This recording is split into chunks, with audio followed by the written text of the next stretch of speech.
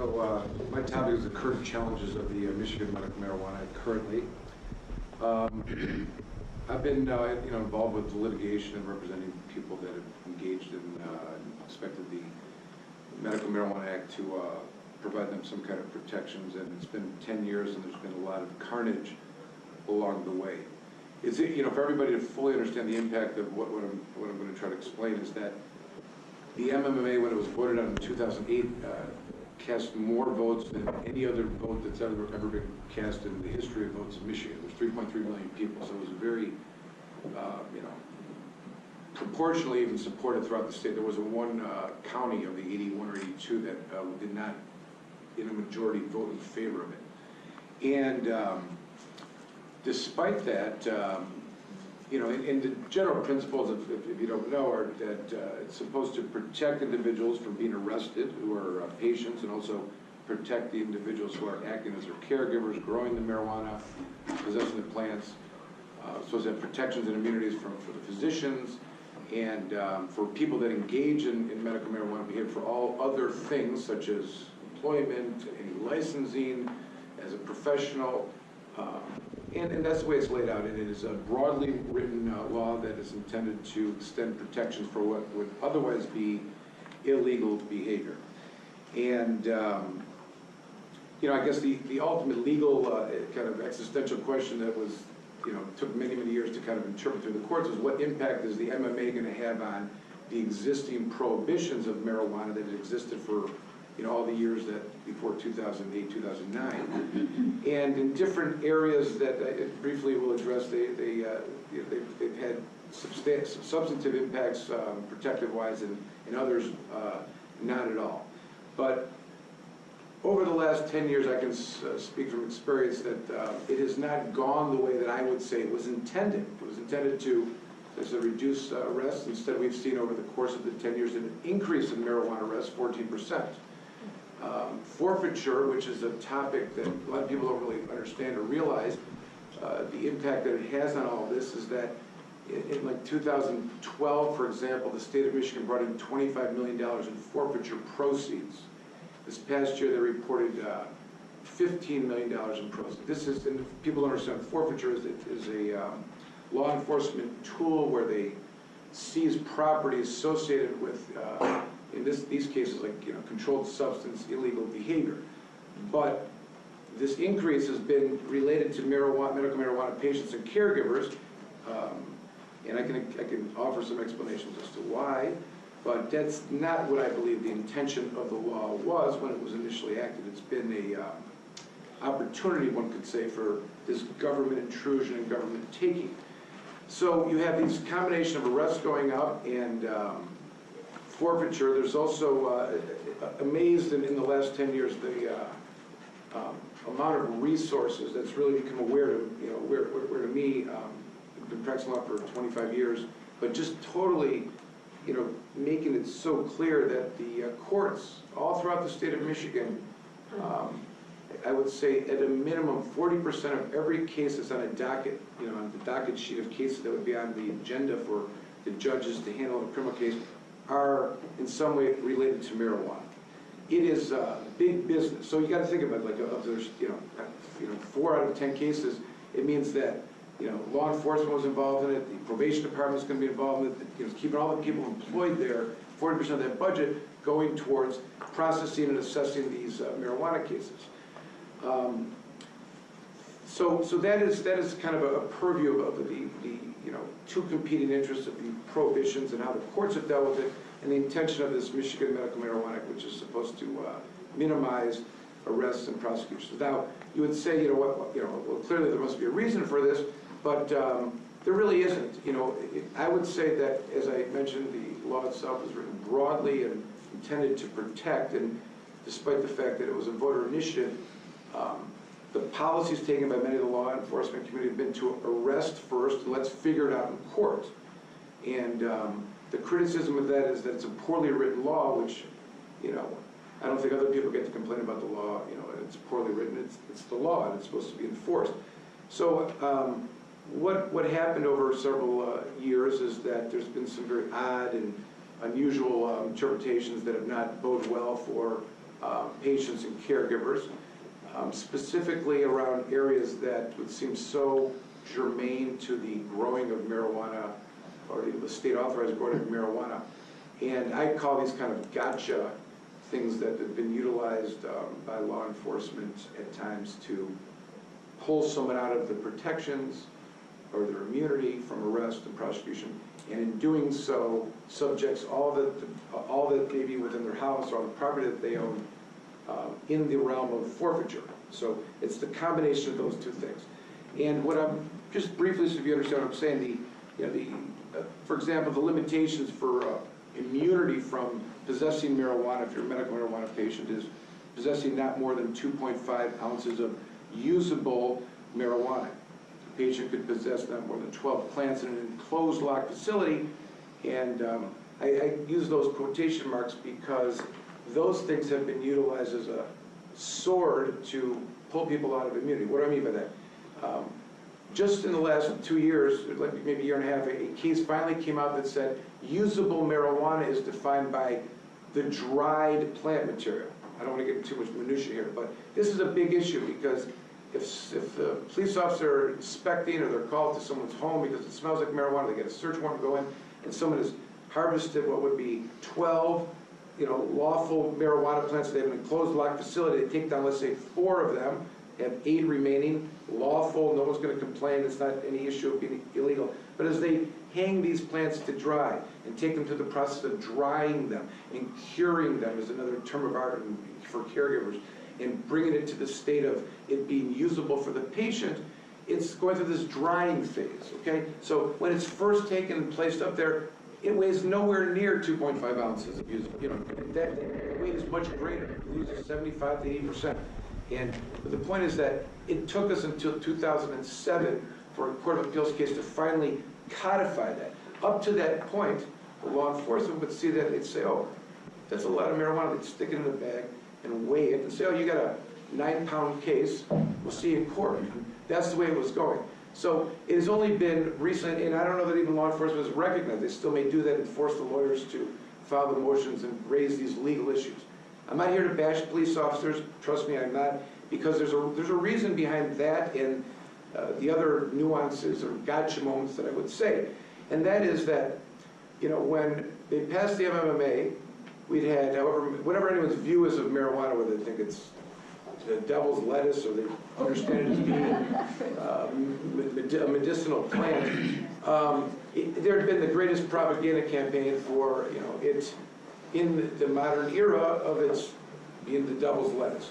And clearly the law enforcement community was involved with that and prosecuting it and, investigating and criminalizing it. So when the law passed, what was done, the question should be asked, to educate this law enforcement, rewire to some degree the law enforcement community to look at this differently. I still today, in cross-examination, will say to an officer, have you read the Michigan Medical Marijuana Act? I get responses like, the entire thing? Yes, the entire thing, because my client sitting next to me is expecting to get protections from that. How are they going to get that if you have never read it or understand it? So it is that I criticize. It's not the individual law enforcement officer, it's the lack of leadership. Because what I would complain about and say the way it went sideways when voters' intentions were not validated or implemented is because our current Attorney General was the most ardent, outspoken person against, the only one really, I think, but it led the charge against it and governed from that position as the leading law enforcement agent as the Attorney General. And I would say to those that are interested in the Am I Legalized campaign, I've learned that no matter what law passes, unless you have the right law enforcement leadership, it doesn't matter because the police are going to do whatever they want. That's just the facts. I can't tell it other ways.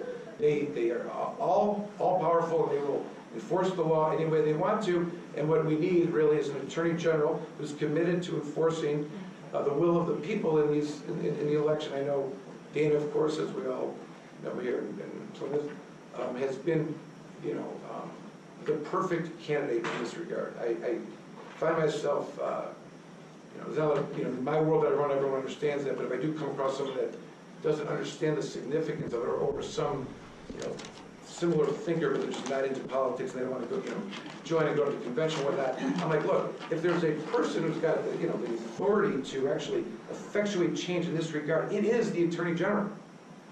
Legislators have to get a vote. People got to vote. You got to get some kind of agreement or something. The Attorney General's got, they can write policy. They can issue opinions whereby the agencies that serve under that person must follow. It's not law that they can make, but they can certainly instruct and command the law enforcement community, educate them. And this is really, why I am so adamant about, the significance of data in this election in particular, because, we are in a paradigm change. Like this 10 years ago, it wasn't, I could say it wasn't supposed to be like this. And the reason that it is like this, and the statistics are as they are, let me just say this in the middle of all, tell me what people think about how this could still be going on. There was this lab scandal that we found, that I got involved in. You may recall a couple of years back, brownies, marijuana brownies became illegal, right? Meaning, the only way you could, like the idea that the voters in 2008, 3.3 million, said the only way you can ingest cannabis is to smoke it is absurd.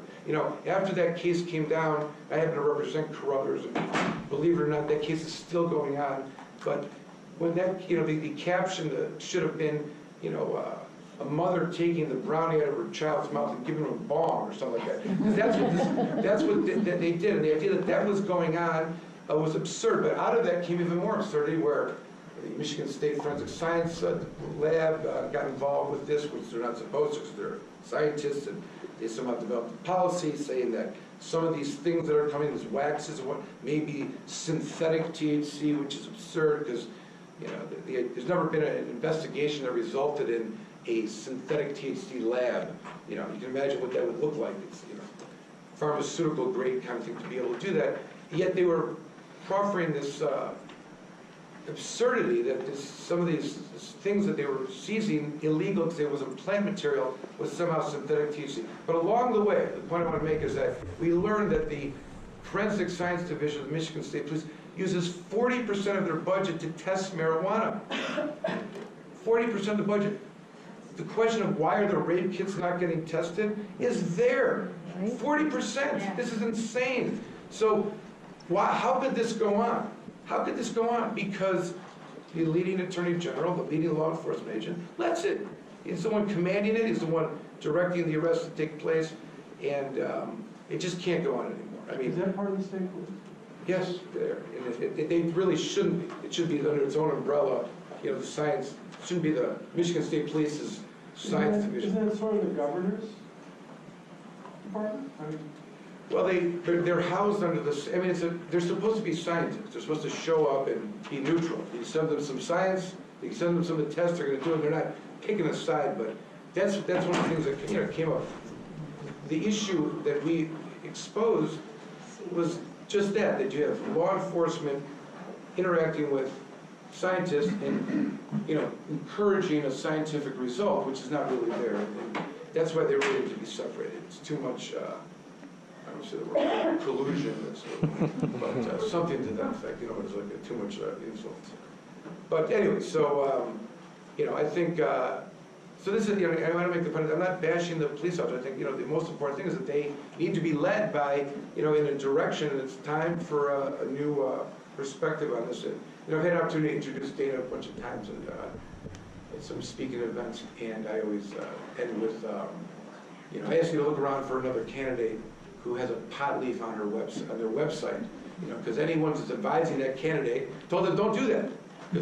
But she's the real deal on this, and I don't think anyone doubts her feelings about this. I know she represented people and talks of some of the horror stories of people's lives that were ruined because of possession of marijuana. She tells the story of this Ann Arbor college student that just got, just taken apart by some judge, probation, whatever they made him do. That's what happens out there. I mean, it's bleak. I don't encourage anyone to get involved with the criminal justice system, but go out any given day, go down to the Plymouth or Canton courthouse and see how much marijuana is involved in it. It's just enough. We should turn our attention otherwise.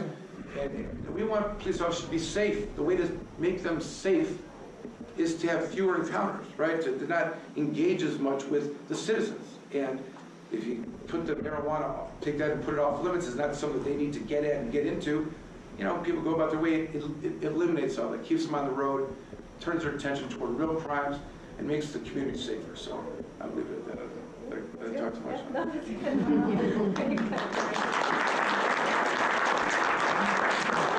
All I'm saying is to change that culture to make this, you know, that more people will use it and recommend it.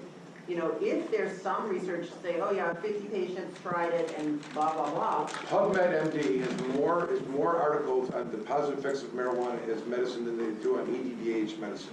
Okay? It exists, it's out there. The problem is that Schedule I and the doctors and physicians you work with have DEA licenses. Right. And they don't want to mess those two up because you got a Schedule I and a DEA license, that's problems. Her doctor was on panels, I was at a panel with him, I might have been invited back, by the way. It's phenomenal. He doesn't care about that. He has a DEA license. He speaks, it's Henry Ford Health Systems. He is cutting edge beyond all. And he'll say to you, and I think it's even changed, but you know, X amount of my patients react positively to the epilepsy traditional treatments, and those that don't, marijuana is, you know, 80%. Like he's got statistics, he recommends certain strains. And I think that's important. Of course People it to is. start, you know, embracing it from that perspective. The doctors move slow, you know, I mean, in terms of, and Other countries have been, like Israel, for example, doesn't have the same kind of restrictions and has been engaging in a lot of great research. Well, I'm glad it works. And then you have to, like, some of the hospitals won't let their doctors discuss it, even if they're for it, because that's their rule. So that's why, like, the doctors, they don't always have the least options. because the opioids are better, you know, this is what we're dealing with in terms of the logic of this health system.